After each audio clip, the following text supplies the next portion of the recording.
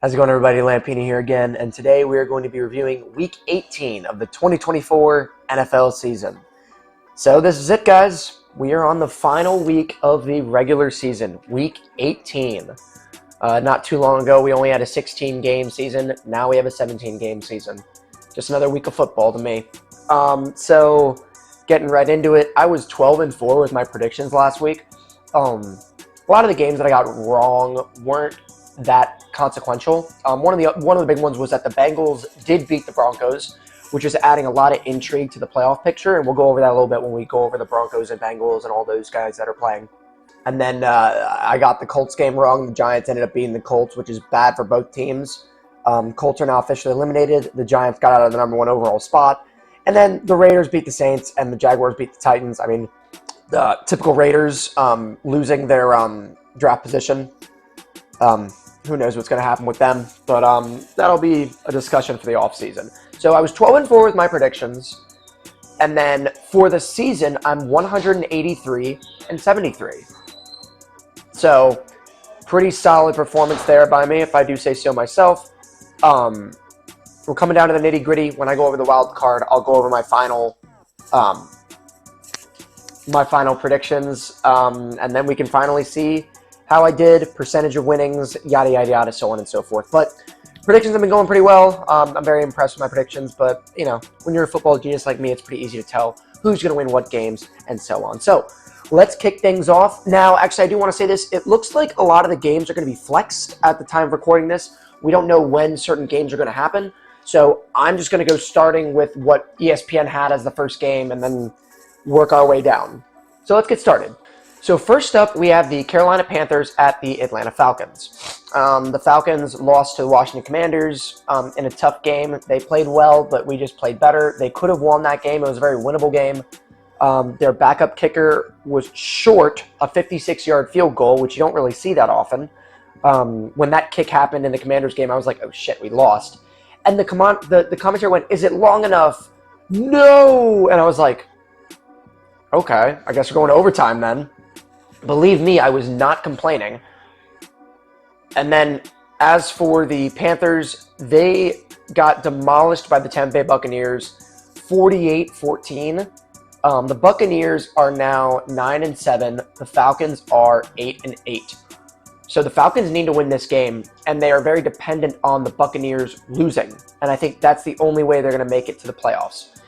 Now, I will say this. Michael Penix did very well against the Washington Commanders. Well, the stat line doesn't really show it, but he kept them in the game for a long time. He was 19 of 35, 223 yards, a touchdown, a pick, a 71.5 passer rating. And then Bijan Robinson had 17 carries for 90 yards and 2 touchdowns. So they played well. I actually think they played a lot better than I thought they were going to. They showed that they are a fringe playoff team. They were struggling a lot with Kirk Cousins when he finally officially got washed, but Michael Penix is doing a good job with them, keeping them in games, and he actually played pretty admirably for a rookie in his second start, you know? So I'm going to go with the Falcons on this one. The Panthers don't have a lot to play for, and I think 4-13 is pretty much where the Panthers are at this stage. We were seeing some encouraging things with the Panthers near the end of the season. Bryce Young was starting to really get things going. But again, it remains to be seen if he's going to be their long-term starter or if his ceiling is just he's going to be a fringe, low-tier starter. And if he wasn't the number 1 overall pick, he wouldn't get as many chances. You know what I mean? So for that, I'm going with Falcons. Next up, we have the Washington Commanders at the Dallas Cowboys. So the Commanders beat the Atlanta Falcons. They are 11-5. This is their first 11-win season since 1991. It has been 33 years since they have had an 11-win season. 1991 was probably the best season in Commanders history as well. They won the Super Bowl against the Bills, and they were an incredible team. So this is the best season the Commanders have had since the Washington Redskins, Washington football team has had in the last 30 years. And it's all because of the young man, Jaden Daniels. He was 24 of 36 for 227 yards, 3 touchdowns, an interception, and 100.1 passer rating. And he also rushed for 127 yards. The impressive thing about this game was Jaden Daniels put the team on his back. But I had one analyst had said something that was very, very true. We went for it on 4th down 3 times, I think he said. We converted all 3 times, and we scored touchdowns on all 3 drives. I think that gives us an incredibly high ceiling. Like, I saw some of those 4th down plays with Jaden Daniels, and it was literally just play action, runs around the line of scrimmage, runs for the 1st down. It's an overpowered strategy, it looks like. It looks like it's unstoppable, and that increases our ceiling. And you want dominant play. Like, you look at the Eagles with the tush push. You want dominant, overpowered plays in the playoffs, because then that gives you a chance against teams that are better than you, basically. The Commanders are now the number 6 seed. So if the season were to end today, we would play the Los Angeles Rams in the wild card. And I tell you what, I think the Rams are a lot more beatable than the Eagles are for us. Because I honestly, to be honest, I don't think we were beating the Eagles, to be honest. We got very lucky that Jalen Hurts was injured. I don't think we beat them without that. But an impressive showing by the Commanders. Another great game. Like, Jaden Daniels has had 2 buzzer beater finishes these last couple weeks. And they were against 2 very good teams. You know, the Falcons are a fringe playoff team. The Eagles are one of the best teams in the league. So that's that. Not much to say about the Cowboys. They are 7-9. They're having a very average season right now, and that's a bit of a deceptive record, 7-9, because they're winning a lot of games down the stretch, which is only going to impact their draft stock. I think they're only going to get worse. They got beat by the Eagles 41-7. Pretty bad showing there. I'm going with the Washington Commanders on this one. I think they're going to win, and they're going to improve to 12-5. How about that? That's incredible. They went from being 4-13 to 12-5. An unbelievable turnaround, and it's all because of Jaden Daniels. Well, I take that back. It's because of Jaden Daniels, but it's also because of the complete overhaul of the team. New offensive coordinator, new defensive coordinator, new head coach, new owner, pretty much. The whole defense had been overhauled, and that's why our defense has been a lot better. But on offense, the big one was Jaden Daniels, and he opens up this offense, and it's absolutely incredible. I'm going with Washington. So next up, we have the Kansas City Chiefs at the Denver Broncos. The Chiefs are 15-1. The Broncos are 9-7. The Chiefs are coming off a pretty good win against the Pittsburgh Steelers, 29-10. Patrick Mahomes was 29 of 38 for 320 yards, 3 touchdowns, 127.1 passer rating. This is what's scary about the Chiefs. We were talking about all of these one-win games that they were winning early on in the season, right? People were saying the Chiefs aren't very good. What did they just do to a playoff team in the Pittsburgh Steelers? They beat them 29-10. That scares me. And I think for that reason, the Chiefs are still Super Bowl favorites and looking to three-peat. Like, they're only getting better. They're only getting better as the season progresses, which is what's really, really dangerous for them. As for the Broncos, they're in a lot of trouble. They lost an overtime showing to the Cincinnati Bengals. Bo Nix had a pretty good game, though. 24 of 31, 219 yards, 3 touchdowns, and interception, 114.9 passer rating. Good showing there by Bo Nix. But they needed to win that game against the Bengals, because right now, with the way the playoff picture works, the Broncos win, and they're in. If they lose and the Dolphins win, they get into the playoffs. The Dolphins do. And then if the Broncos and Dolphins both lose, then the Bengals make the playoffs. So this is a must-win for the Broncos to get into the playoffs. They were playing very, very well early on in the season, and they almost seemed like a lock.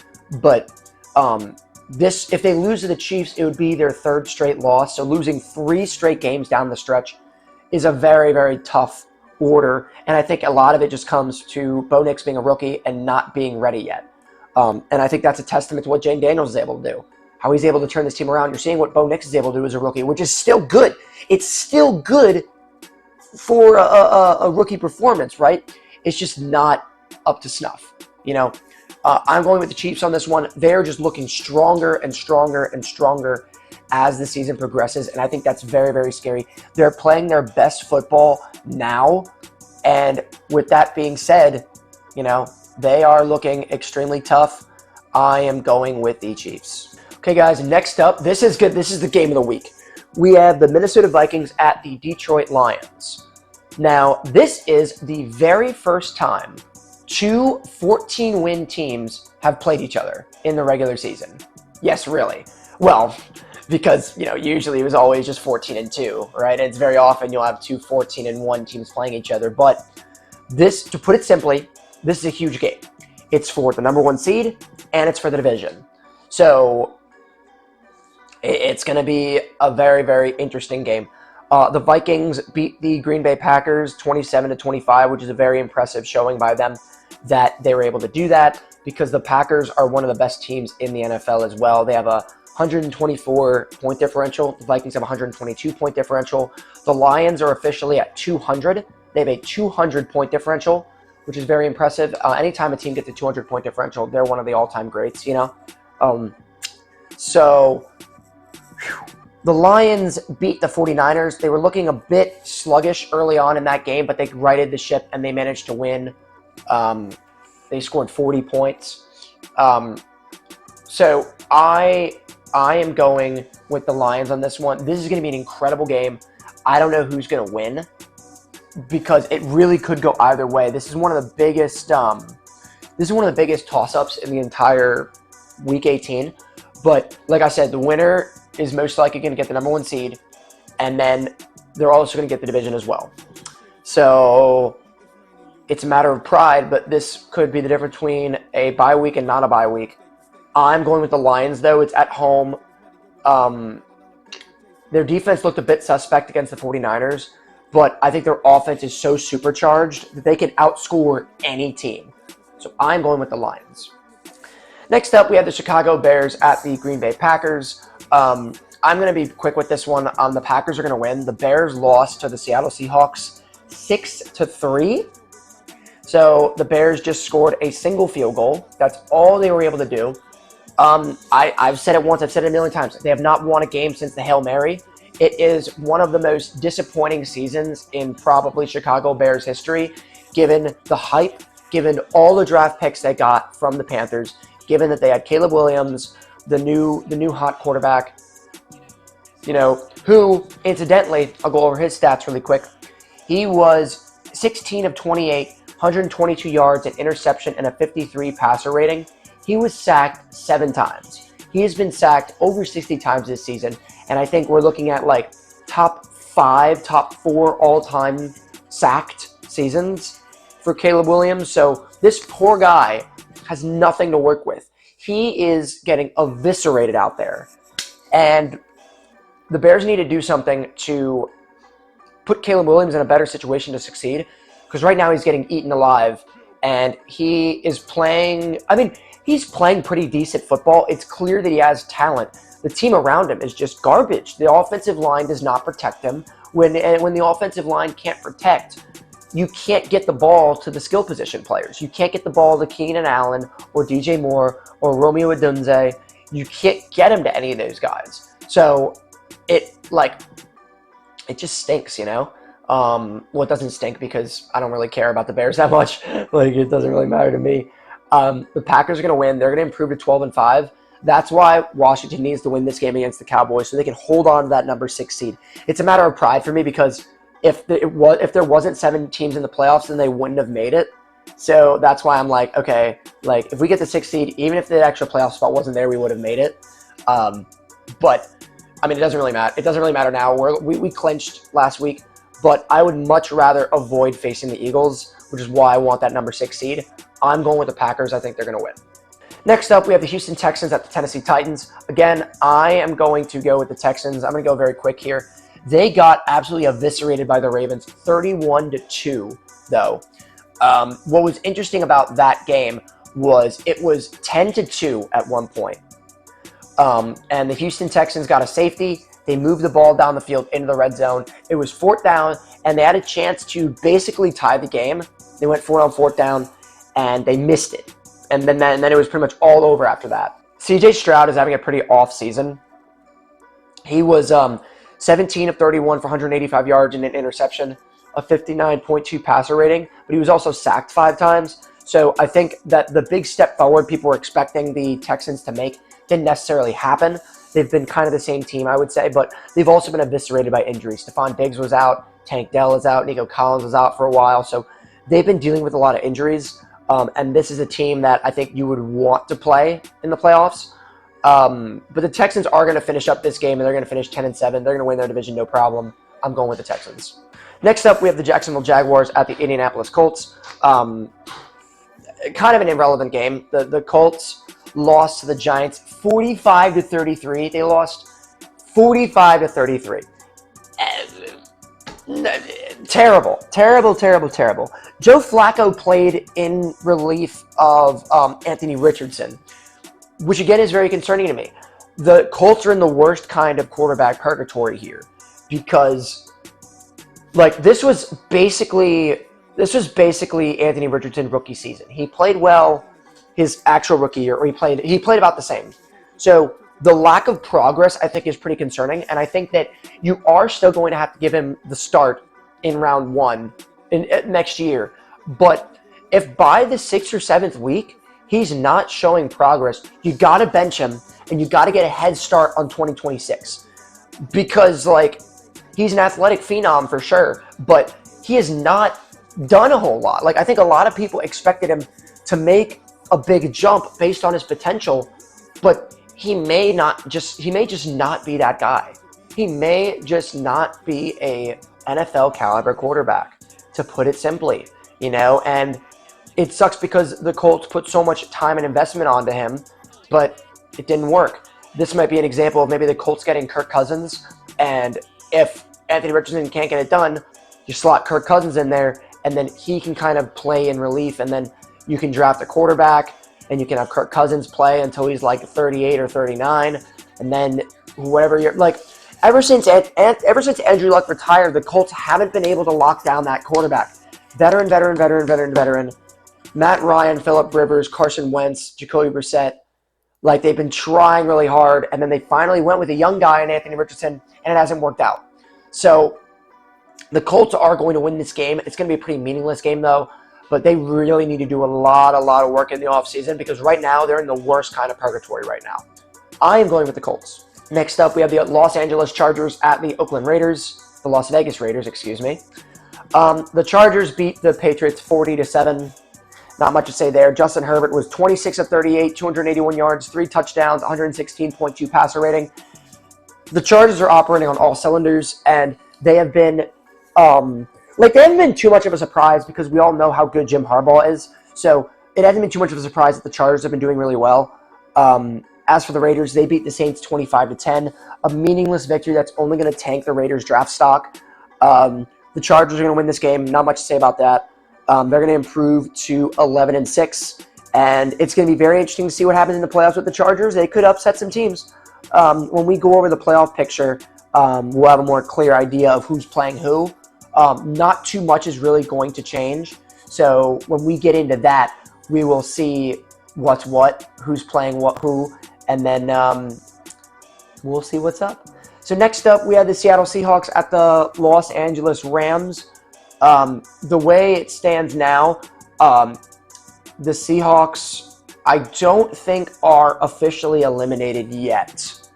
Correct me if I'm wrong, because if the Seahawks win this game, I believe they have a better divisional record. The Rams have looked a bit sluggish these last couple games. They beat the Cardinals 13-9. They did end up scoring a touchdown, though. I think Kyron Williams ran it in, but the Rams haven't really been doing a whole lot. But like I said, you can never count out Matt Stafford, and you can never count out Sean McVay because, they scored 40 points against the Bills. Matt Stafford can always turn it on. He can always throw for 300 yards and 3 touchdowns. Sean McVay is a coaching masterclass.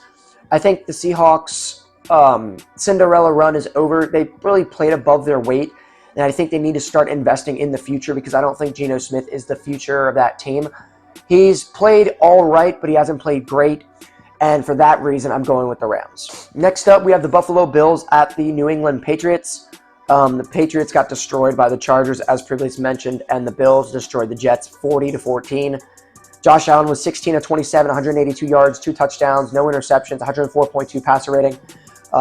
Is he the MVP frontrunner? It sucks because, a lot of people are just like, oh, yeah, Lamar Jackson's already had 2 MVPs, so now we got to give one to Josh Allen. So you're basically admitting that's a consolation prize. No, not for me. Whoever is playing the best football gets the MVP. Now, Lamar Jackson deserves the MVP, but if you had to ask me, I think Joe Burrow should get it because he is single-handedly propping up that team with his ability. He's thrown for 42 touchdowns and 8 interceptions. I don't know how you can't give that the MVP. He leads the league in attempts and completions, but like that just shows how valuable he is. Like he is that whole team. Like this team wins half as many games, the Bengals. They win half as many games if Joe Burrow is not their quarterback. And I think there's nothing more valuable than that. So, I mean, if you ask me, like, that must have been horrible for you guys to hear. If you ask me, Lamar is doing very good. 120 passer rating is really impressive. But I think in terms of being valuable to your team, I think it's got to go to Joe Burrow because they are a 3 or 4 win team without him. We're not talking about the Bengals. We're talking about the Bills and Patriots. The Bills are going to win. They're going to destroy the Patriots. The Bills are going to improve to 14-4. They have the highest point differential in the AFC at a positive 164. They're doing what they do best. The Bills are going to win. All right, guys, next up we have the Miami Dolphins at the New York Jets. Believe it or not, the Miami Dolphins have a chance to clinch the playoffs. All they need to have happen is for the Broncos to lose to the Chiefs, which is very, very possible, and they need to beat the Jets at home. Now, this is tough because A, it's a divisional round matchup, B, the Dolphins don't play well in the cold, and C, you never know what's going to happen with Aaron Rodgers playing. Because, like, the Dolphins have been doing pretty all right when Tua has been playing. If we look at where the Miami Dolphins are, they have a -7 point differential. So they have not really looked the best. You look at the Bengals, they have a positive 36 point differential. Another reason why point differentials don't really matter too much. This is going to be very interesting because the Dolphins are going to backdoor themselves into the playoffs. If I had to choose between who's a better team, the Dolphins or the Bengals, I would go with the Bengals. I think they are the best team out of the Broncos, Dolphins, and Bengals. I think the Bengals are the best team purely because of Joe Burrow and Jamar Chase, T. Higgins. That combination brings them in a great situation to win. But that being said, I am going to go with the Dolphins on this one because the Jets are such a dumpster fire. Aaron Rodgers threw 2 interceptions and left the game. And then Tyrod Taylor came in and threw 2 touchdowns. And that's the reason why it was 40-14 and not 40-0. So the Jets are just done. They're straight up done. So for that reason, I'm going with the Dolphins, which would technically mean that they would clinch the playoffs if all my predictions go well. Who would have thought, huh? So this next game, we have the New York Giants at the Philadelphia Eagles. Now, both of these games were crazy. The Giants scored 45 points. The Eagles scored 41 points. So you're probably thinking, what? The Giants scored 45 points. Well, I'll tell you what happened. Drew Lock was 17 of 23, 309 yards, 4 touchdowns, no interceptions, 155.3 passer rating. Drew Lock threw for 4 touchdowns and ran for 1. He had 5 touchdowns on the game. And then Malik Neighbors had 7 receptions for 171 yards and 2 touchdowns. An absolutely bonkers showing by the Giants offense in a game that they didn't need to win. Now their draft stock goes down a little bit more, and it makes their draft position even worse. It is absolutely incredulous. So, I mean, I think it's just funny that the Giants keep gianting. They're the gift that keeps on giving. Truly, you know. The Eagles are going to win this game. Saquon Barkley had 31 carries for 167 yards and 4 touchdowns and no touchdown. They averaged 5.4 yards a carry. He has officially broken the 2,000-yard barrier in 16 games, so you can say, hey, he did it in 16 games. He needs 100 more yards to break Eric Dickerson's record. And how ironic is it that he has the potential to break the single-season rushing record with 1 extra game, mind you, against his former team? I mean, it's poetic. It really is poetic. The Eagles are going to win. They're going to improve to 14-4. So they don't have a chance at the number 1 seed anymore because it's going to go to either the Lions or the Vikings. But, you know, they are comfortably in the number 2 seed. So for that reason, I'm going with the Eagles. So next up, we have the San Francisco 49ers at the Arizona Cardinals. This is a coin flip game. It doesn't matter who wins. I'm going with the 49ers. They played well against the Lions and almost won, but they barely lost out. Cardinals are still very much in their rebuild. So for that reason, I'm going with the 49ers. They always have the Cardinals number. The Cardinals are going to be 7-10, which is like all right, but it's like I was saying, if it's a failed rebuild, if all you can get up to is 7 or 8 wins, and then once that falls out from under you, then it's like, well, shit, now we need to get a new team. We need to get a new head coach or what? I don't know. But I think their big problem is they're never going to amount to much if Kyler Murray is their quarterback, because I think we've seen the best of Kyler Murray. I think he has shown us everything that he's capable of doing. I don't think he's going to have, a spectacular Lamar Jackson type season. I think he is who he is now, and I think the Cardinals made a big mistake signing him because they're going to be stuck with a slightly above average quarterback for the foreseeable future. And his athleticism is only going to go down as time goes on. So I'm going with the Cardinals. I'm going with the 49ers. The Cardinals are in mediocrity hell, and it looks like that's where they're going to stay for now. All right, guys, so this next game is huge. We have the Cincinnati Bengals at the Pittsburgh Steelers. The Steelers have really been struggling recently. They are 10-6. They have lost their last 2 games, and now the Bengals are in a must-win situation. They need to win this game. They need the Broncos to lose, and they need the Dolphins to lose. I think both of those scenarios are plausible. Like, I know I went with the Dolphins, but I wouldn't be surprised if the Jets beat the Dolphins, especially if Tua doesn't play. Joe Burrow was 39-49, 412 yards, 3 touchdowns, 122.1 passer rating. He was sacked 7 times. And he still manages to have 122.1 passer rating and throw for 3 touchdowns, 400 yards. Like, he's having a phenomenal season. Joe Burrow is having an unbelievable season, and it needs to be remembered, and that's why I think he should win MVP. Because he is... Like, I really hope this isn't the Joe Burrow legacy where he succeeds in spite of his team doing everything that they can to have him fail, because that's all this season has been. Joe Burrow is the healthiest that he's been in his entire career. He's always struggled with injuries in his entire career. This is the healthiest he's ever been, and you see what it can turn into. 42 touchdowns and 8 interceptions, leading the league in passing, leading the league in pass attempts and completions. Like... But they're 8-8, It's so sad. And then you have T. Higgins, who had 131 yards and 3 touchdowns. Like, it's absolutely insane what has been going on this Bengals team. It's been a season of dizzying highs and terrifying lows, and a little creamy middles in the middle. Like, I don't know, man. It's something else what's been going on with the Bengals this season. But I think the Steelers are going to win. I really do. I think that the Bengals are going to lose out on this. Just difficult scheduling. The Steelers need a win to keep going because you can't end losing 3 straight. That's going to be a very tough loss for them. And they have been looking good these last couple weeks, but it looks like they're starting to fizzle out at the wrong possible time. And I think they're going to get this win to get back on track. Next up, we have the New Orleans Saints at the Tampa Bay Buccaneers. The Buccaneers had an incredible showing against the Carolina Panthers. It was 48-14. Baker Mayfield was 27 of 32, 359 yards, 5 touchdowns, 153 passer rating. Incredible showing there. Bucky Irving had over 100 yards rushing, and Mike Evans had 2 touchdowns. Mike Evans is close to his 11th straight 1,000-yard season. He needs to have a big game here, though.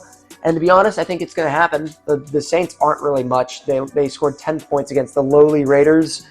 And the Buccaneers are, if they win, they're in. I find it very ironic that the Buccaneers and the Falcons are both fighting for the division spot, because if you look at point differentials, the Buccaneers have a positive 109 point differential.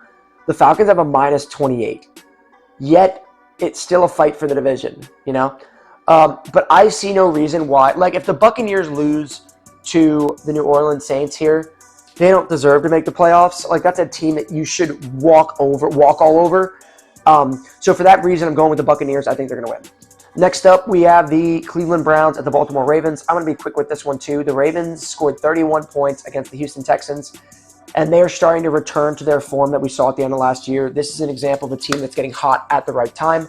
Lamar Jackson was 10 of 15 for 168 yards, 2 touchdowns, 143.9 passer rating. They got it done pretty quickly. Derrick Henry, 27 carries for 147 yards and a touchdown. If Saquon wasn't having the year that he's having, Derrick Henry would be an all-pro and borderline offensive player of the year.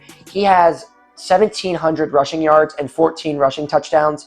So we're looking at probably his second best season outside of his 2,000 rushing yard season. It's looking like he's going to end with 2,000 yards from scrimmage and 16 touchdowns. Like, Derrick Henry, I say it every time, but he's my favorite player in the NFL right now.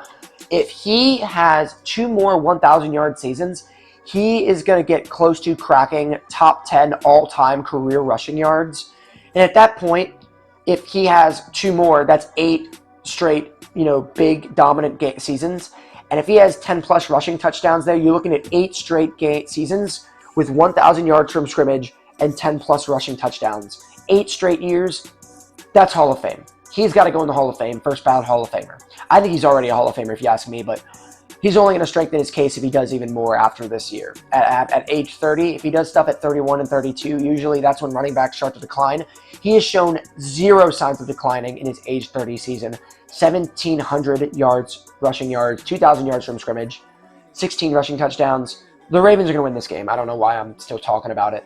I just like Derrick Henry so much, but the Ravens are getting hot at the right time. And that's really, really going to benefit them. They're the number 3 seed right now, which means they're going to face the number 6 seed. And the number 6 seed right now is the Los Angeles Chargers, who they've already beaten. That's the Harbaugh Bowl Part 2. That's going to be another really, really good game that I can't wait to see. So I'm going with the Ravens. So that concludes it. That was the last game. That's the end of Week 18.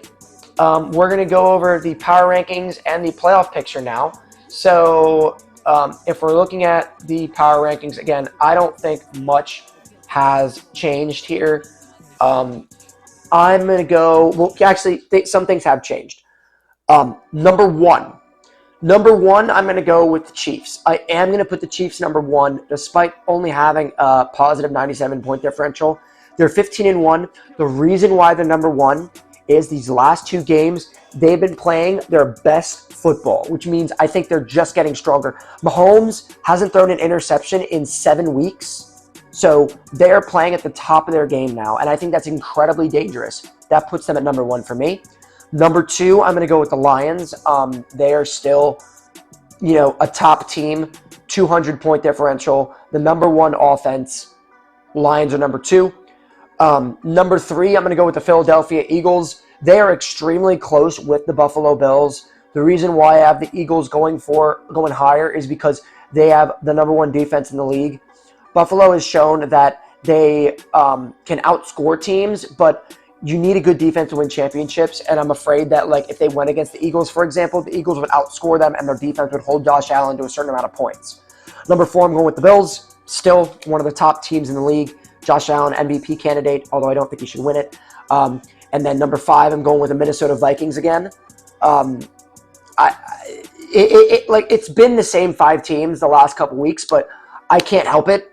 They have been the 4 strongest teams. So Chiefs, Lions, Eagles, Bills, Vikings is what I have for the power ranking. Now we come to the playoff picture. We go look at the NFC. You can see here. So the Commanders are now the number 6 seed, which means if the season were to end today, they would play the Los Angeles Rams, which I'm really happy about. Now, what's interesting here is the tiebreaker between the Lions, Eagles, and Vikings is very interesting because whoever loses between the Lions and the Vikings is 14-3. The Eagles are going to be 14-3.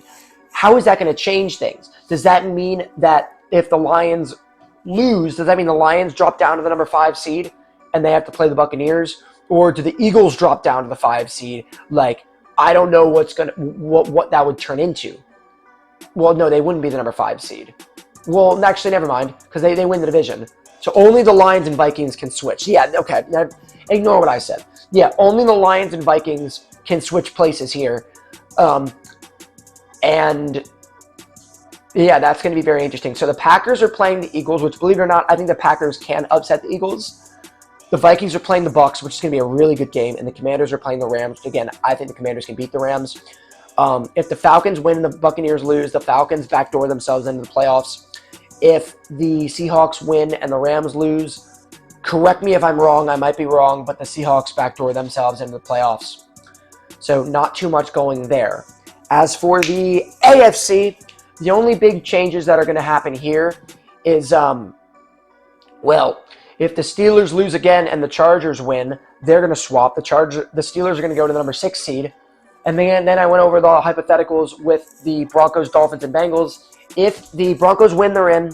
If the Broncos lose and the Dolphins win, the Dolphins make the number 7 seed. If the Broncos lose and the Dolphins lose and the Bengals win, the Bengals jump into the 7th spot. So a lot of different changes can happen. The Chiefs have locked in the number 1 seed and a first-round bye, like always. If they do win that divisional game, it'll be the 7th or 8th straight season that the Kansas City Chiefs have made at least the conference championship. They've been to 4 Super Bowls in those 6 years. Yeah, no. It would be the 7th straight year because they've lost the conference championship twice and they've been to 4 Super Bowls. Bonkers, right? All since Mahomes has started, he's never failed to reach the conference championship. All-time greatness there. But winning one more game will put them in the conference championship. I would watch out for the Ravens. They're getting hot at the right time. I would watch out for the Chargers. They can upset some teams. And as always, I'd watch out for the Bills. They are, an incredibly strong team. And whoever the 7th seed is, they're not beating the Bills. So, that concludes my predictions for Week 18, guys. Thank you ever so much for watching. We will be going over all the playoff games, so we are far from finished. I'll see you guys next time.